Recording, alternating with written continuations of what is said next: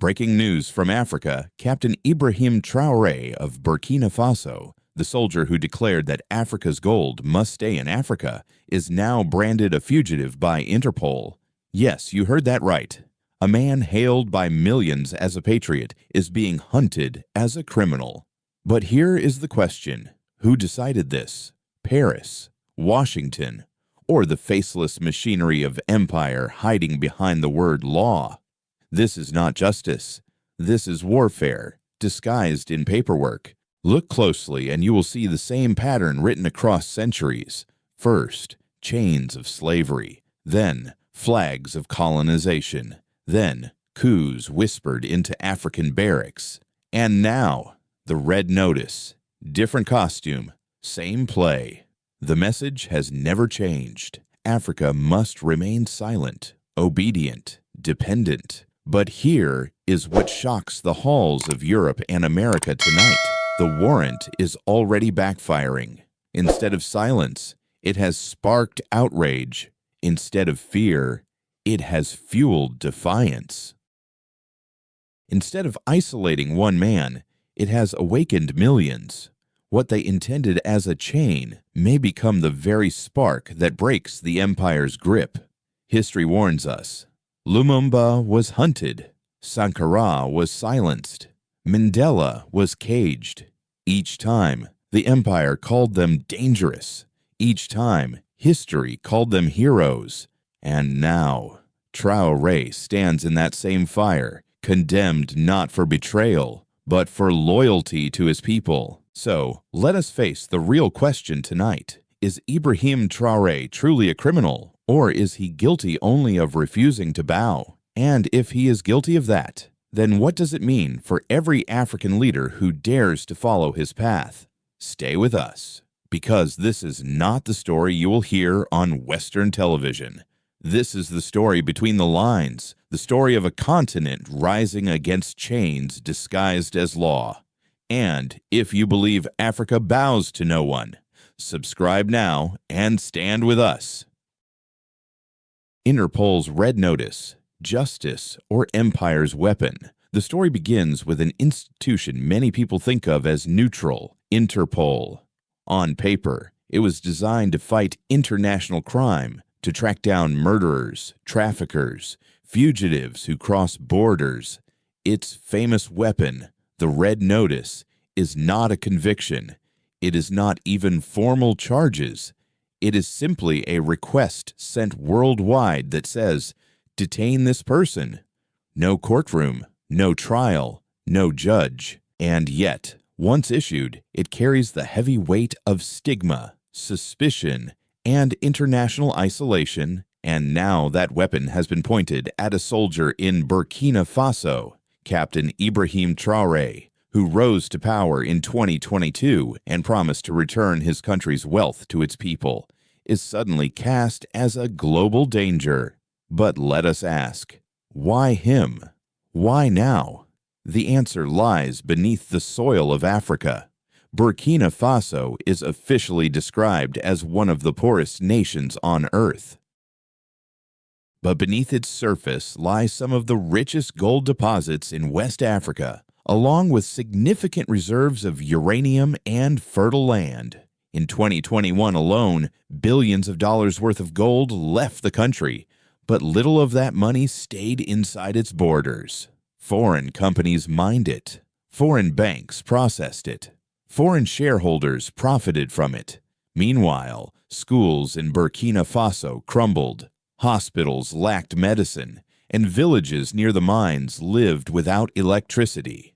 When Traoré came to power, he began asking the forbidden questions. How can a nation sitting on billions remain poor? Why are Canadian mining executives growing richer from Burkina Faso's gold than the children who live above the mines? Why does uranium fuel French cities while African homes remain in darkness? His government demanded new contracts, greater control, and a fairer share for the people. And within months, the narrative shifted. Traoré, once portrayed by some as a reformer, was suddenly painted as a destabilizing force. This is the pattern we cannot ignore. Whenever an African leader tries to redirect wealth back home, external pressure follows. Lumumba demanded control of Congo's copper. He was overthrown. Sankara pushed for food self-sufficiency. He was assassinated. Now Traoré calls for sovereignty over gold and uranium, and Interpol's notice appears. The timing is no coincidence. Only weeks after Burkina Faso deepened its alliance with Mali and Niger under the Sahel coalition, the warrant was issued. Together, these countries control vast reserves of gold, uranium, and oil. Together, they could influence markets, renegotiate contracts, and shift the balance of power. That possibility terrifies foreign capitals, because if 3 nations in the Sahel can rise, what stops 10 more from following? This is why the red notice matters. It is more than a legal tool. It is a warning, a signal sent not only to Traoré, but to every African leader who dares to challenge the system. Step out of line, and you will be isolated. But here is the paradox. Instead of isolating him, the warrant is giving him a larger stage. Across Africa, citizens who once doubted now see proof that the system is not neutral. They see foreign troops guarding mines run by foreign companies. They see profits leaving while poverty stays. They see their leaders branded criminals the moment they say, "Our resources are ours." This is not only about one man, it is about the rules of the game. And for the first time in decades, Africans are beginning to ask out loud, who wrote these rules? And why should we keep playing by them? So we turn the question to you. Do you believe Interpol's warrant against Captain Traoré is truly about justice, or is it about protecting interests far beyond Africa's borders? Share your thoughts below. Traoré and the red notice that backfired. The warrant was supposed to silence him. Instead, it set fire to conversations across Africa. In Ouagadougou, students fill classrooms not with whispers of fear, but with debates about sovereignty. In crowded markets, vendors speak of gold leaving their soil while their children go hungry. In dusty barracks, young soldiers murmur that if defending one's nation is now a crime, then perhaps they too are guilty. What was meant to isolate Captain Ibrahim Traoré has become fuel for a movement. This is the paradox foreign capitals did not calculate. When the red notice appeared, it was broadcast on global networks as a simple legal matter, but on African streets, it was read as proof. Proof that the system is not neutral, proof that international law bends when wealth is at stake, proof that resistance is punished not with arguments, but with paperwork dressed as justice. And the reaction has not been confined to Burkina Faso. In Bamako, young Malians wave flags and chant Traoré's name as if the warrant had turned him into their own leader. In Niamey, Niger's capital, workers outside uranium mines ask why their sweat fuels foreign power plants while their homes remain in darkness. Even in Lagos and Johannesburg, far from the Sahel, the warrant is discussed in coffee shops, on university campuses, and in union halls. It has become a symbol not of law but of leverage. Foreign governments speak of instability. Western media describes risk. But ordinary Africans use different words: dignity, sovereignty, freedom. They see the red notice not as a shield of justice, but as a chain designed to restrain. And that realization is spreading faster than diplomats or headlines can contain. The emotional weight is profound. Older generations remember Lumumba and Sankara. Younger ones, born after the Cold War, see Traoré as the continuation of a struggle they inherited but never asked for. To them, the warrant is not frightening, it is clarifying. It strips away illusions and confirms what they long suspected, that Africa's independence on paper has always been conditional. And now, conversations once whispered in private are shouted in public squares. Farmers ask openly why defending land is treated as a crime. Miners demand to know who the real thieves are, the workers in the fields or the companies exporting billions. Students ask whether history will one day call Traoré a criminal or a hero, like those before him.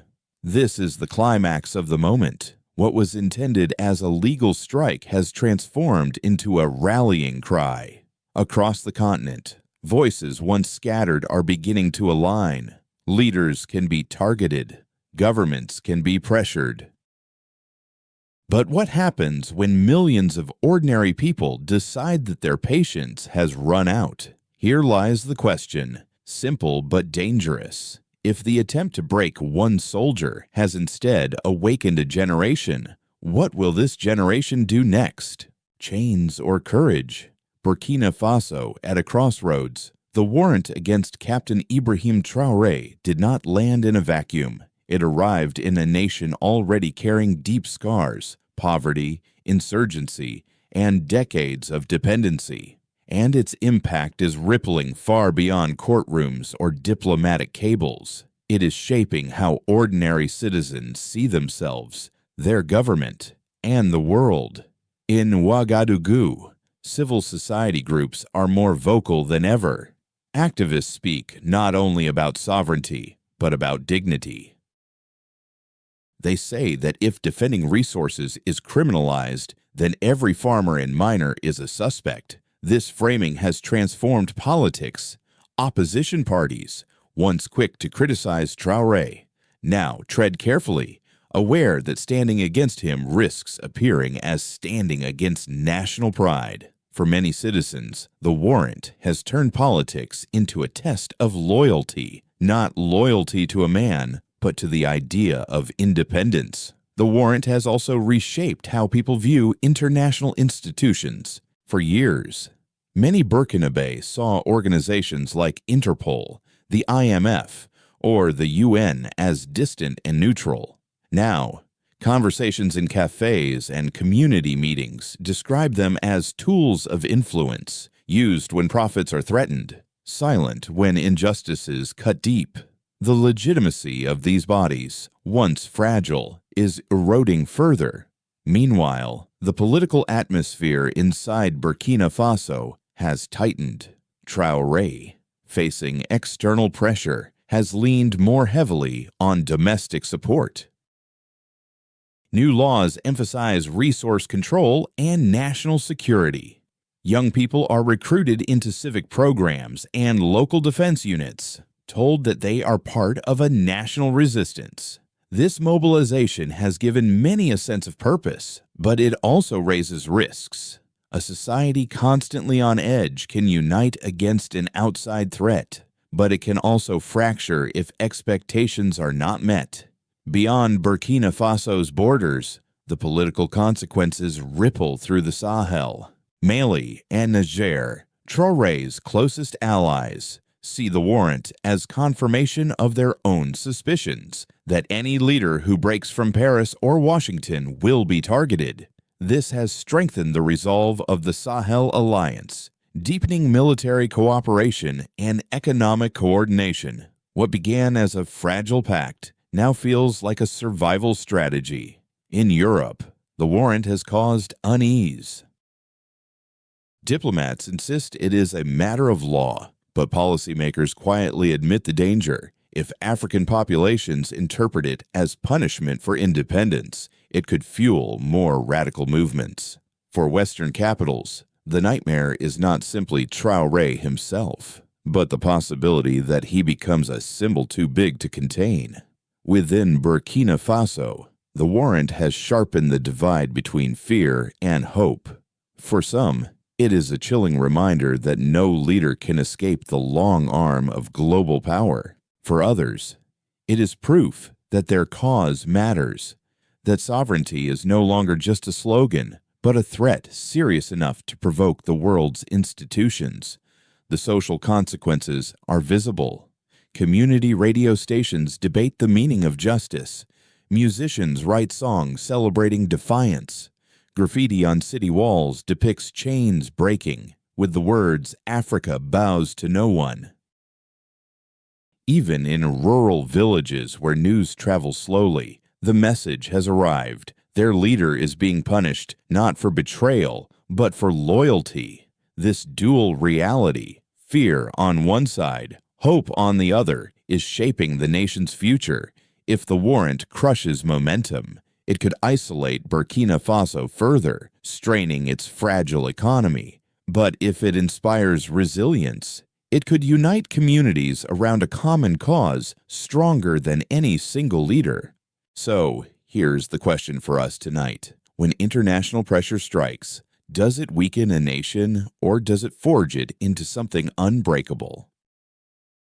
Why Traoré's red notice shakes global powers. In Washington, the warrant was framed as a matter of law. Officials spoke carefully, insisting that no country or leader is above international justice. Yet behind the polished statements lies unease. For American policymakers, the risk is not only that Captain Ibrahim Traoré resists the system, but that he inspires others to do the same. A defiant Africa, less dependent on Western aid and less willing to host foreign troops, would challenge decades of U.S. strategy in the Sahel.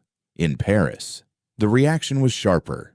France has long seen Burkina Faso and its neighbors as part of its post-colonial sphere of influence. The loss of uranium from Niger, the rejection of French troops in Mali, and now Traoré's demand for sovereignty in Burkina Faso represent not isolated incidents, but a chain of rejections. For the French establishment, the Interpol warrant is not just law, it is leverage, a signal that France and its allies still hold tools of pressure even after their soldiers have been forced out. Yet the fear in Paris is that the tool may have lost its bite. If Africans interpret the warrant as political rather than legal, it risks hardening anti-French sentiment across the continent. In Brussels, European officials stress the need for stability, but stability, in their vocabulary, means continued access to African resources at predictable prices, gold for banks, uranium for reactors, oil for markets. The red notice against Traoré is understood within this framework, a move to remind African leaders of the costs of defiance. Still, many in Europe recognize the danger. If the warrant is seen as punishment for independence, it could unify the very movements they seek to divide. Beyond the West, the warrant has triggered different calculations. In Moscow, state media portrays Traoré as a victim of Western double standards, strengthening Russia's pitch as a partner who respects sovereignty. In Beijing, the response is quieter but no less strategic. China watches as Western influence falters, ready to fill the vacuum with investment and trade. Even Ankara and Tehran see opportunities, offering partnerships framed as alternatives to Western dominance. The global media narrative has split along these lines. Western outlets speak of instability and uncertainty. African outlets, and increasingly independent voices online, speak of awakening and dignity.